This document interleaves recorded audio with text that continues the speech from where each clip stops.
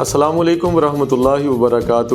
Urdu master میں آج ہم ایک نئے ویڈیو لیکچر کے ساتھ آپ کی خدمت میں پھر سے حاضر ہیں۔ بہت بہت شکریہ ان تمام دوستوں کا، احباب کا، سامعین کا، ناظرین کا جو ہمارے ان لیکچرز کو پسند کر رہے ہیں اور ان کو آگے اپنے دوستوں تک شیئر کر رہے ہیں۔ السلام علیکم۔ اکثر تعلیمی حلقوں میں، یہاں معاشرتی حلقوں میں ایک سوال سننے کو ملتا ہے کہ آج کل کے جدید دور میں اردو کی کیا اہمیت ہے، یا اردو کی تعلیم و تدریس پر اتنا زور کیوں دیا جائے۔ تو سوال سن کو دکھ تو ہوتا ہے، مگر بہرحال جواب دینے کی کوشش کرنی چاہیے۔ میرا جواب یہ ہے کہ اردو اور پاکستان کا آپس میں گہرا تعلق ہے۔ اردو سے محبت کا مطلب ہے پاکستان سے محبت، اور یہ بات بھی ہمیں معلوم ہے کہ اردو ہی دو قومی نظریے کی بنیاد بنے، اور یہ بھی ہم جانتے ہیں، جاننا چاہیے کہ صدیوں سے برصغیر ہند و پاک میں اردو صوفیہ کرام اور علماء کرام کی زبان بنی رہی۔ آگے چل کر قومی پاکستان کی جو تحریک پاکستان ہے اس کی زبان بنی، اقبال اور حالی کی زبان بنی، اور بہت بڑی تعداد میں ہمارا دینی، علمی اور ادبی ذخیرہ اردو میں تخلیق پایا۔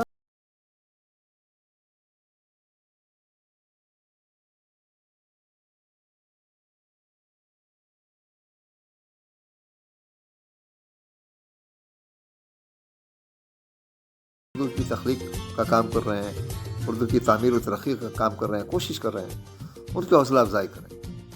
اور اگر ہم خود کچھ نہیں کر سکتے تو کم از کم اردو سے محبت ضرور کریں۔ بہت شکریہ۔ تو آج کی شخصیت جس کے نام ہم آج کا لیکچر ڈیڈیکیٹ کرنے جا رہے ہیں وہ بہت ہی پیارے اور نفیس انسان جناب طاہر جاوید صاحب ہیں۔ طاہر جاوید صاحب جو ہے پاکستان تنظیم اساتذہ برائے تدریس اردو، یعنی پتہ بتا، جو پاکستان کی اردو کو فروغ دینے کے حوالے سے تنظیم ہے، اور آپ اس تنظیم کے بانیان میں شمار کیے جاتے ہیں۔ آپ نے پاکستان کے اندر بہت سے لاتعداد اساتذہ کو تدریس اردو کے حوالے سے ٹریننگ دے رکھی ہے، اور ان کی تعداد کم و بیش 6000 کے لگ بھگ ہے۔ باقی ان کا تفصیلی جائزہ آج آپ ابھی کچھ دیر میں اس ویڈیو میں ملاحظہ کریں گے۔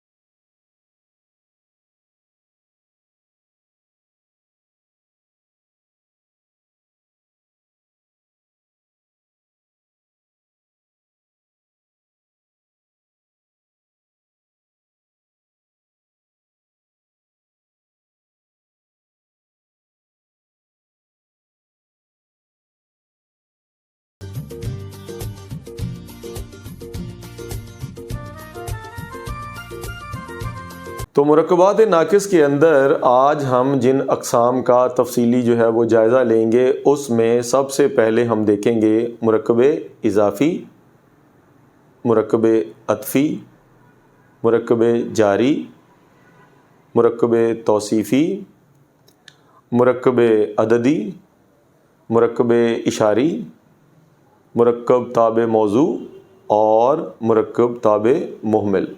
تو ہم اسٹوڈنٹس ایک ایک کر کے ہم انشاءاللہ اس کی تفصیل آپ کے سامنے رکھتے ہیں۔ تو جی عزیز طلباء، اب ہم مرکب اضافی کو بڑی تفصیل کے ساتھ پڑھیں گے۔ اس کو مرکب اضافی کیوں کہا جاتا ہے؟ تو مرکب اضافی اس کو اس لیے کہا جاتا ہے کہ اس میں حرف اضافت کا استعمال ہوتا ہے۔ اب آپ مجھ سے یہ سوال پوچھیں گے کہ سر حرف اضافت کون کون سے ہوتے ہیں؟ تو میں لامحالہ طور پر آپ کو یہ بتاؤں گا کہ کا، کے، کی، را، رے، ری، نا، نے اور نی جو ہے یہ حرف اضافت کہلاتے ہیں۔ لیکن کا، کے اور کی جو ہے عمومی طور پر انہی کا استعمال جو ہے وہ کیا جاتا ہے۔ اب دیکھنا یہ ہے کہ جو مرکب اضافی جو ہے یہ بنتا کس سے ہے؟ تو مرکب اضافی مضاف علیہ اور مضاف کے ملنے سے بنتا ہے۔ ہم نے مرکب کی بات کی کہ مرکب دو چیزوں سے مل کر بنتا ہے، تو مرکب میں مضاف علیہ اور مضاف جو ہے جب یہ ملیں گے تو یہ مرکب اضافی کہلائے گا۔ مثال کے طور پر احمد کی کتاب، نجمہ کا قلم، سلمہ کی ڈائری، یہ تمام الفاظ جو ہیں اس میں اگر آپ نے غور سے دیکھا ہو تو کا، کے اور کی کا واضح طور پر استعمال ملتا ہے۔ تو عزیز طلباء، ہم نے مرکب اضافی کی تعریف بھی دیکھی اور اس کے تمام پیرامیٹر دیکھے کہ کس طرح سے ایک مرکب اضافی جو ہے وہ ترتیب پاتا ہے۔ اب ہم مرکب اضافی کو اگر فردر اس کو پڑھیں تو ہمیں پتہ چلتا ہے کہ مرکب اضافی کے اندر بھی ایک اضافت کا جہان بیٹھا ہوا ہے کہ جس کو عمومی طور پر نظر انداز کر دیا جاتا ہے۔ اضافت کی قسموں میں سب سے پہلی قسم ہے اضافت تملیکی، اضافت تخصیصی، اضافت توضیحی، اضافت ظرفی، اضافت بیانی، اضافت تشبیہی، اضافت استعاری، اضافت ابنی اور اضافت با ادنا تعلق۔ تو عزیز طلباء، اب ہم ایک ایک کر کے ان تمام اضافت کی اقسام کو پڑھیں گے۔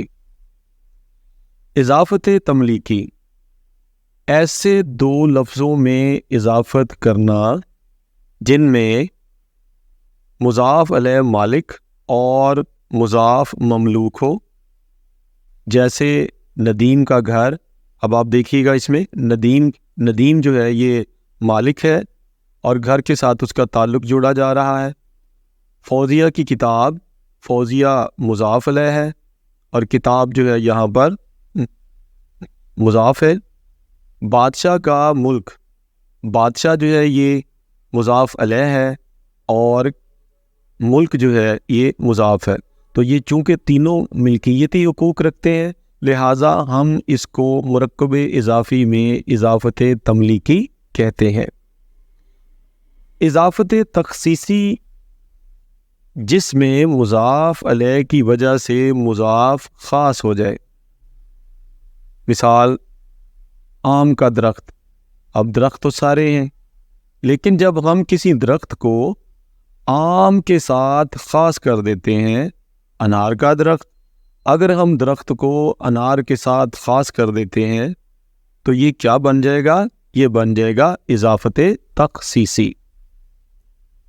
اضافت توضیحی، ایسے دو لفظوں کا مجموعہ جس میں مضاف علیہ کی وجہ سے مضاف کی وضاحت ہو جائے۔ مثال کے طور پر جمعہ کا دن، اب دن تو عزیز طلباء و طالبات سبھی ہیں لیکن اگر ہم کسی دن کو جمعے کے ساتھ مخصوص کر دیں تو کیا ہوگا کہ دن کی وضاحت ہو جائے گی۔ اگر ہم کہیں مہینوں کے نام، اگر ہم مہینوں کے ناموں کو ان کے نام سے، فروری کا مہینہ، تو ہم کیا کہیں گے؟ اب مہینے کو ہم نے فروری سے مخصوص کر دیا، تو ایسی اضافت کو ہم کہیں گے اضافت توضیحی۔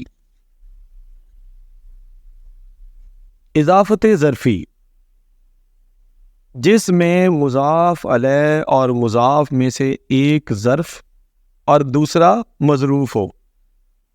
ظرف کو سب سے پہلے جان لیجئے گا کہ ظرف جو ہے اردو میں برتن کو کہتے ہیں۔ ایک ظرف وہ ہوتا ہے جس کو ہم انسان کے ظرف سے، اس کے ذہن سے، اس کے ایپٹیٹیوڈ سے میئر کرتے ہیں، لیکن یہ وہ والا نہیں ہے۔ مثال کے طور پر پانی کا کنواں، اب دیکھیے پانی جو ہے اس کو کنویں کے ساتھ، یعنی ایک مظروف ہے اور ایک کیا ہے؟ ظرف ہے۔ اب کنواں جو ہے یہ کیا ہوگا؟ یہ کنواں ظرف ہوگا اور پانی چونکہ اس کے اندر ہے تو یہ مظروف ہوگا۔ دودھ کا گلاس، اب دودھ کیا ہے؟ دودھ مظروف ہے اور گلاس جو ہے وہ کیا ہے؟ یہ ظرف ہے یعنی برتن ہے۔ اضافت بیانی، جس میں مضاف اپنے مضاف علیہ سے بنا ہو، جس میں مضاف اپنے مضاف علیہ سے بنا ہو، جیسے چمڑے کا جوتا۔ اب عزیز طلباء اگر آپ غور کریں گے تو جوتا ہمیشہ چمڑے سے بنتا ہے۔ مٹی کا برتن، اب برتن جو ہے وہ سلور کے بھی ہیں، اسٹیل کے بھی ہیں، پتھر کے بھی ہیں، لیکن جب ہم یہ خاص کرتے ہیں کہ مٹی کا برتن تو وہ کون سی اضافت بیانی ہو جائے گی؟ سونے کی انگوٹھی، اب انگوٹھیاں تو ہر طرح کی ہوتی ہیں، لیکن جب ہم کسی انگوٹھی کو اس کی میٹل کے ساتھ، اس کی دھات کے ساتھ جوڑ دیں گے تو یہ اضافت بیانی ہو جائے گی۔ اب دیکھیے گا اضافت تشبیہی، مضاف الیہ اور مضاف میں تشبیہ کا تعلق ہو، پھر سن لیجئے گا، مضاف الیہ اور مضاف میں تشبیہ کا تعلق ہو، جیسے غصے کی آگ، غصے کی آگ۔ اب غصے میں کوئی آگ نہیں ہے، لیکن یہ بالکل آگ کی طرح ہوتا ہے، اور جب انسان کو غصہ آتا ہے تو وہ انگارے جیسا ہو جاتا ہے، تو لہٰذا ہم اس کو کہتے ہیں اضافت تشبیہی۔ نظر کا تیر، عزیز طلباء نظر کا تیر تو کبھی نہیں دیکھا، لیکن جب ہم یہ کہتے ہیں کہ محبوب نے اپنے محب کو اپنی نظروں سے شکار کر لیا، تو شاعر لوگ جو ہے اس ضمن میں اس محبوب کی نظروں کو نظر کے تیر سے گردانتے ہیں، تو لہٰذا یہاں پر اضافت تشبیہی کا تعلق قائم کیا جا رہا ہے۔ اب دیکھیے گا زلف کا سانپ، اب شادی بیاہوں میں خواتین جو ہے وہ اپنے بالوں کے اندر باقاعدہ طور پر وہ پرم یعنی کہ وہ کنڈل جو ہے وہ ڈلواتی ہیں، تو جس کو وہ ایسے لگتا ہے کہ چہرے کے اوپر زلف جو ہے وہ بل کھاتی ہوئی گرتی ہے، اور عمومی طور پر شاعر لوگ اس کو بھی کہہ دیتے ہیں کہ آپ کی زلفیں جو ہے وہ ناگن جیسی ہیں، جیسے ناگن بل کھاتی ہوئی چلتی ہے، بالکل زلفیں بھی ویسے ہی بل کھاتی ہوئی دکھائی دیتی ہیں۔ تو کسی بھی دلہن کے بال، کسی لڑکی کے بال، اگر اس کے اندر وہ کنڈل جو ہے وہ ڈال دیے جائے تو ہم اس کو کہتے ہیں زلف کا سانپ۔ اضافت استعاری میں مضاف کو مضاف الیہ کا حصہ سمجھ لیا جائے، لیکن حقیقت میں وہ اس کا جزو نہیں ہوتا، جیسے عقل کے ناخن۔ اب عزیز طلباء عقل کے ناخن تو بالکل بھی نہیں ہوتے۔ اب دیکھیے کہ کیا عقل کے ناخن ہوں گے؟ ہم اس شخص کے بارے میں یہ بات کرتے ہیں جو اپنے رویے سے اپنے آپ کو فلش جو ہے وہ ظاہر کرے، یعنی بے وقوف جو ہے وہ کہلائے۔ تو پھر دیکھیے گا ہوش کے قدم، ہوش، اب ہوش جو ہے جس کو ہم کہتے ہیں اپنی سینسز میں رہنا، تو ہوش کے قدم جو ہیں وہ نہیں ہوتے، تو لہذا اس کو ہم اضافت استعاری سے موسوم کرتے ہیں۔ اضافت ابنی، مضاف الیہ اور مضاف میں باپ، ماں یا بیٹے کا تعلق ہو، پھر سن لیجئے گا، باپ، ماں یا بیٹے کا تعلق ہو، جیسے ابراہیم علیہ السلام آزر، عیسیٰ مریم، تو یہ تعلق جو ہے یہ پیدا کیا گیا ہے اضافت ابنی کا، اضافت ابنی۔ اب ہم اپنی آخری مرکب جو ہے اضافت بادنا تعلق، جس میں مضاف الیہ اور مضاف میں معمولی تعلق ہو، یعنی مضاف الیہ اور مضاف میں معمولی سا تعلق ہو، جیسے ہمارا مدرسہ، تمہارا ملک، میرا محلہ، تو یہ اضافت ادنا تعلق کے زمرے میں آئے گا۔ تو مرکب توصیفی ایسے مرکب کو کہتے ہیں جس میں صفت اور موصوف دونوں مل کر مرکب توصیفی کو بناتے ہیں۔ تو صفت کسی بھی شخص کی خوبی یا خامی کہلاتی ہے، اور جس کی خوبی یا خامی بیان کی جاتی ہے اس کو موصوف کہا جاتا ہے۔ تو مرکب توصیفی میں دونوں صفت اور موصوف پائے جاتے ہیں، لہٰذا ان دونوں کے مجموعے کو ہم مرکب توصیفی کہتے ہیں۔ اب اس میں دیکھیے گا کہ شریف آدمی، تو شریف جو ہے وہ آدمی کی صفت ہے، لہٰذا شریف جو ہے وہ صفت ہے اور آدمی جو ہے وہ موصوف ہے۔ ٹھنڈا پانی، اب دیکھیے گا کہ ٹھنڈا صفت ہے اور پانی موصوف ہے۔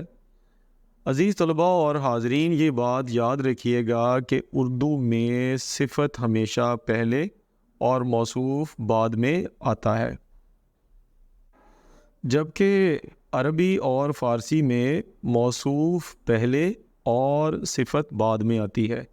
جیسے رجل کریم مراد شریف آدمی، تو دیکھیے گا رجل جو ہے وہ آدمی کو کہتے ہیں عربی میں، تو کریم جو ہے وہ اس کی صفت کہلائے گی۔ تو یہ دیکھیے گا کریم جو ہے یہ بعد میں آ گیا۔ مرد بزرگ، اب دیکھیے گا مرد جو ہے وہ آدمی ہے اور آدمی جو ہے وہ پہلے آ گیا، یعنی موصوف، یہ موصوف ہے اور اس آدمی کو صفت جو ہے وہ کیا ہے، وہ بزرگ ہے۔ مرکب عطفی ایسا مرکب ہے جو معطوف علیہ اور معطوف کے مجموعے سے مل کر بنتا ہے۔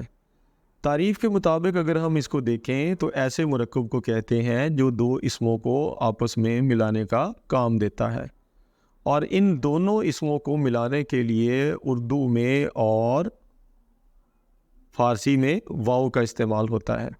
انہیں حروف عطف کہتے ہیں۔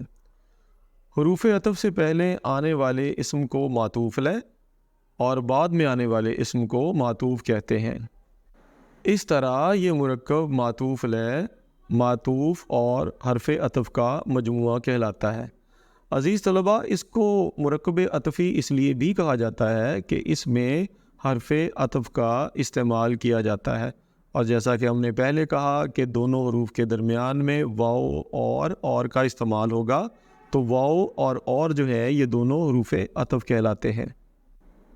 جیسے قلم اور دوات، اب دونوں اسموں کے درمیان اور حرف عطف ہے، اور سے پہلے قلم جو ہے یہ معطوف علیہ ہے اور دوات جو ہے یہ معطوف ہے۔ سیب اور انگور، اب سیب جو ہے یہ معطوف علیہ ہے اور انگور جو ہے یہ معطوف ہے۔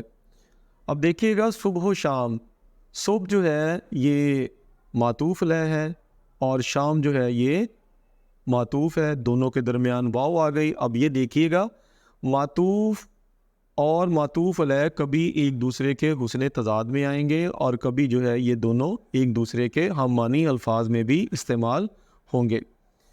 صبح و شام یہ حسن تضاد بھی بن گیا، مرد و زن یہ بھی حسن تضاد بن گیا، واو آ گئی دونوں کے درمیان میں، شام و سحر دونوں کے درمیان واو آ گئی، شب و روز دونوں کے درمیان میں واو آ گئی۔ تو یہ آخری جتنے بھی ہم نے مرکب عطفی کا استعمال کیا، یہ سب کے سب جو ہے یہ حسن تضاد ہیں اور مرکب عطفی کی بہترین مثال دیتے ہیں۔ جی، تو مرکب عددی ایسے مرکب کو کہتے ہیں جو عدد اور معدود کے مجموعے سے مل کر بنتا ہے۔ عدد سے مراد گنتی ہے اور معدود جس کی گنتی کی جاتی ہے۔ تو آئیے ہم دیکھتے ہیں کہ اس کی صحیح تعریف کیا بنتی ہے کہ ایسے مرکب کو کہتے ہیں جو کسی اسم کی تعداد یا گنتی کو ظاہر کرے۔ اب جیسے 11 کتابیں، اب 11 جو ہے یہ عدد ہے اور کتابیں جو ہے یہ معدود ہے۔ 20 آم، 20 عدد ہے، آم جو ہے وہ معدود ہے، لہٰذا یہ بھی مرکب عددی بن گیا۔ 40 جوتے، 40 عدد ہے اور جوتوں کی گنتی کی جا رہی ہے، لہٰذا یہ معدود ہے، اس لیے یہ مرکب عددی بن گیا۔ جی، تو طلباء، اب ہم مرکب اشاری کی بات کرتے ہیں۔ تو مرکب اشاری ہمیشہ مشار علیہ اور مشار کے مجموعے سے مل کر بنتا ہے۔ اب دیکھیے گا کہ یہ مسجد، تو اس میں یہ جو ہے اس میں اشارہ ہے اور جس کی طرف اشارہ کیا جا رہا ہے وہ مشار علیہ ہے۔ وہ مدرسہ، وہ اس میں اشارہ بعید ہے اور مدرسہ جو ہے یہ مشار علیہ ہے، اس کی طرف اشارہ کیا جا رہا ہے، تو لہٰذا ہم کہیں گے کہ مشار علیہ اور مشار سے ملنے سے جو مرکب تشکیل پاتا ہے ہم اس کو مرکب اشاری کا نام دیتے ہیں۔ مرکب جاری، یہ وہ مرکب ہے کہ جو جار اور مجرور کے مجموعے سے مل کر بنتا ہے اور جس میں بات نامکمل ہونے کے ساتھ ساتھ ابھی جاری ہو، اور اس طرح یہ مرکب حرف جار اور اس میں مجرور کا مجموعہ ہے۔ اب دیکھیے گا کہ گھر میں، اب میں حرف جار ہے لہٰذا یہ مرکب جاری ہیں، پہلے مجرور آئے گا اور پھر حرف جار آئے گا، لہٰذا یہ دونوں مرکب جاری کہلائیں گے۔ مرکب تابع موضوع، یہ ایسے دو لفظوں کا مجموعہ ہے جس میں ایک بامعنی لفظ کے ساتھ اگر آپ دوسرا بامعنی لفظ استعمال کریں تو اس سے اس کی ترکیب کے اندر واضح طور پر تبدیلی آ جائے گی، یا ہم یوں بھی کہہ سکتے ہیں کہ یہ ایک ایسے دو لفظوں کا مجموعہ ہے جس میں ایک بامعنی لفظ کے ساتھ اگر دوسرا بامعنی لفظ بلا ضرورت استعمال کیا جائے، جیسے دیکھیے گا دیکھ بھال، اب دیکھنا اور چیز ہے لیکن اس کے ساتھ اگر ہم بھال کا اضافہ کر دیں تو یہ نگہداشت کے زمرے میں آ جائے گا۔ ویسے تو دیکھ کا مطلب یہ ہے کہ آنکھوں سے دیکھنا۔ چال ڈھال، اب دیکھیے گا کہ چال جو ہے یہ چلنا اور ڈھال جو ہے یہ جنگوں میں اپنے آپ کو تلوار سے، نیزے سے، تیر سے بچانے کے لیے استعمال کی جاتی ہے، لہٰذا یہاں پر چال ڈھال سے مراد جو ہے کیا ہو جائے گا کہ انسان کی وضاقتہ۔ دانا پانی، اب دانا اور چیز ہے اور پانی جو ہے یہ اور چیز ہے، لہٰذا دونوں جب دانا اور پانی کے زمرے میں استعمال کیے جائیں گے تو یہ مرکب تابع موضوع بن جائے گا اور اس طرح ان کی معنوی ترکیب میں تبدیلی آ جائے گی۔ روکھی سوکھی، اب دیکھیے گا روکھی اور چیز ہے، سوکھی اور چیز ہے، تو دونوں جب ایک دوسرے کے ساتھ مل کر جو ہے استعمال ہوں گے تو دونوں کا مفہوم بھی بدل جائے گا اور اس کی ترکیب بھی بدل جائے گی، لہٰذا یہ تمام الفاظ جو نیچے مثالوں میں دیے ہوئے ہیں یہ مرکب تابع موضوع کی بڑی بہترین مثالیں ہیں۔ مرکب تابع مہمل، ایسے دو لفظ جن میں سے ایک بامعنی ہو اور دوسرا جو ہے وہ بے معنی لفظ بلا ضرورت اگر استعمال کیا جائے تو یہ مرکب تابع مہمل بن جاتا ہے۔ آپ کو یاد ہوگا عزیز طلباء اور حاضرین، میں نے بتایا تھا کہ کلمہ اور مہمل کی بات میں تو کلمہ اور مہمل کا اطلاق بالکل جو ہے وہ مرکب تابع مہمل پر ہو رہا ہے، جیسے روٹی ووٹی، اب دیکھیے گا روٹی جو ہے یہ بامعنی لفظ ہے اور ووٹی جو ہے یہ بے معنی لفظ ہے، لہٰذا یہ مرکب تابع مہمل کے زمرے میں آئے گا۔ جھوٹ موٹ، اب جھوٹ تو جو ہے یہ لفظ بنتا ہے لیکن موٹ کوئی لفظ نہیں ہے، لہٰذا ہم کیا کہیں گے کہ یہ بھی مرکب تابع مہمل ہے۔ خلط ملط، اب دیکھیے گا خلط ملط یہ دونوں جو ہے یہ ایک دوسرے کے تابع مہمل ہیں، تو اب اس مجموعے میں جتنے بھی ہم نے بعد والے الفاظ کا استعمال کیا تو مثالوں سے بھی واضح ہے کہ یہ سارے کے سارے الفاظ جو ہیں یہ مہمل کہلاتے ہیں اور بامعنی لفظ کو مطبوع کہتے ہیں اور بے معنی لفظ کو ہم کیا کہتے ہیں؟ تابع کہتے ہیں، لہٰذا اس مجموعے کو ہم مرکب تابعی بھی کہہ سکتے ہیں۔ تو جی عزیز طلباء، آج ہم نے آپ کو مرکب اضافی اور اس کی اقسام کے حوالے سے تفصیلاً موضوع جو ہے وہ پڑھا دیا ہے۔ مجھے امید ہے کہ آپ اس موضوع کو ایک مرتبہ دلچسپی کے ساتھ سنیں گے تو یہ موضوع آپ کے دل و دماغ کے اندر اتر جائے گا۔ ویڈیو لائک کر لیجئے، شیئر کر لیجئے اور اگر آپ میرے اس چینل پہ نئے ہیں تو اس کو سبسکرائب کر لیجئے، گھنٹی کے بٹن کو محبت کے ساتھ پریس کر لیجئے۔